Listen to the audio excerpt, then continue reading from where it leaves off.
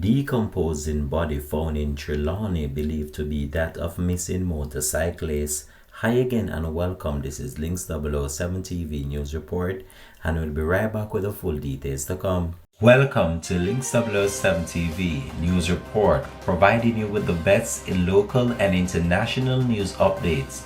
This is a place where you can get the most reliable and informative news information. Links 007 TV News Report. Welcome back and thanks for joining us. This is Links 007 TV News Report. The Trelawny police said that they suspect that a man whose decomposing body was discovered in bushes near a roadside in Dunkans on Sunday may have died in a motorcycle crash nearly 2 weeks ago. Investigators believe that the man was thrown from his motorcycle during an incident and landed in the thick vegetation where his body remained unnoticed until the recent discovery. The deceased has been identified as 44-year-old Tristan Jones of Wakeland Drive, Falmouth, Trelawny.